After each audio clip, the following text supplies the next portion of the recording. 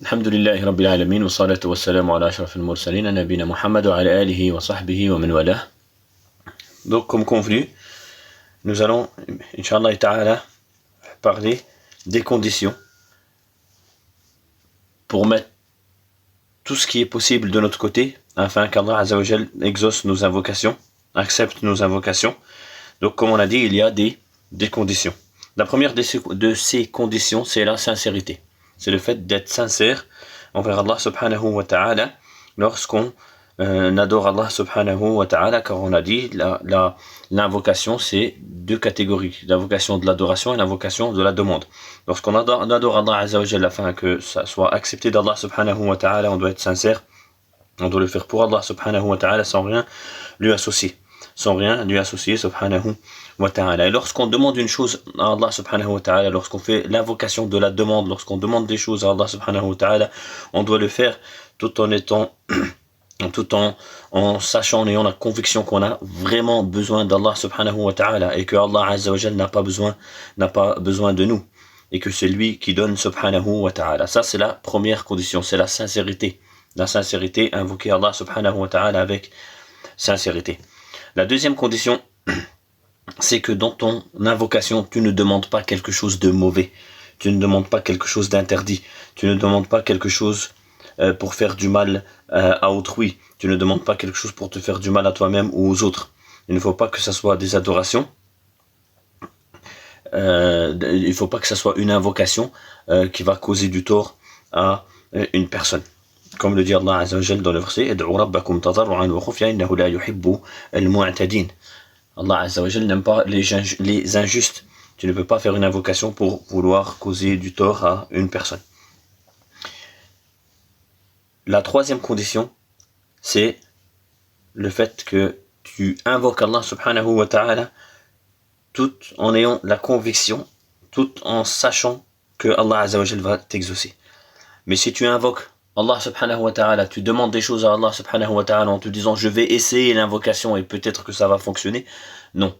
Lorsque tu invoques Allah Azza wa Jalla pour qu'il te donne des choses ou pour qu'il t'épargne des mauvaises choses, il faut que tu le fasses et que tu es convaincu que Allah Azza wa Jalla va te donner ces choses ou que Allah Azza wa Jalla va te protéger de ces choses, de ces choses à laquelle tu as demandé la protection d'Allah subhanahu, contre laquelle tu as demandé la protection d'Allah subhanahu wa ta'ala. Donc, lorsque tu invoques Allah Azza wa Jalla, il faut que tu sois confiant.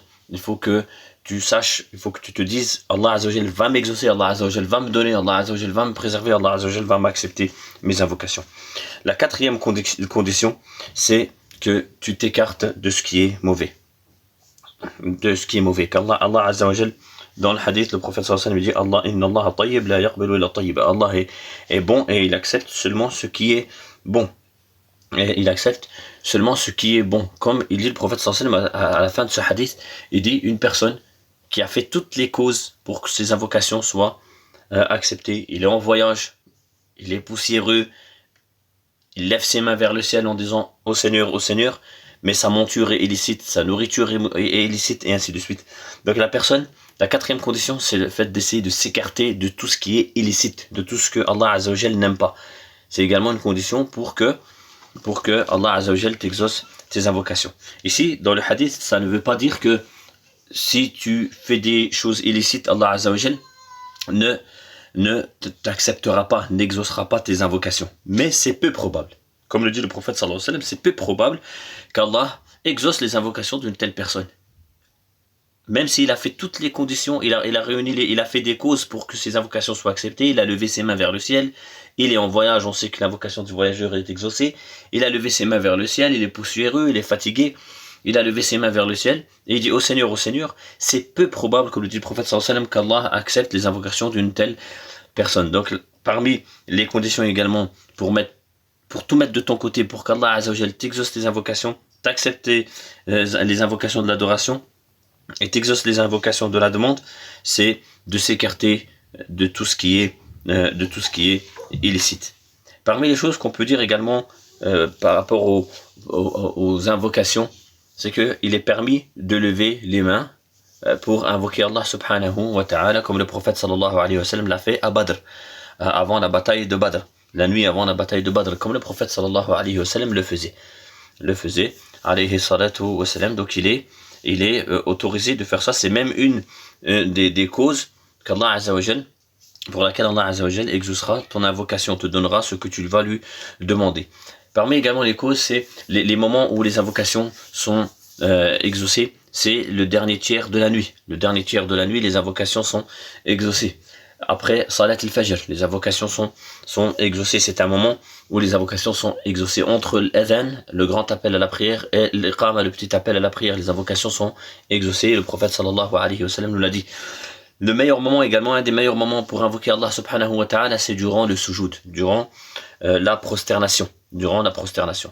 Voilà quelques conseils. Donc n'hésitez pas d'invoquer Allah subhanahu wa ta'ala, de tout mettre de votre côté pour qu'Allah Azza wa Jal puisse exauce vos invocations, de faire les causes, de mettre en application ces 4 conditions, de les réunir. Ces 4 conditions doivent être réunies, de réunir ces 4 conditions afin qu'Allah Azza wa Jal exauce les invocations, et nous demandons à Allah subhanahu wa ta'ala de nous protéger et de nous apprendre ce qui nous sera bénéfique et de nous éloigner de ce qui nous sera pas bénéfique. إنه ولي ذلك والقادر عليه. سبحان ربك رب العزة عما يصفون والسلام على المرسلين والحمد لله رب العالمين.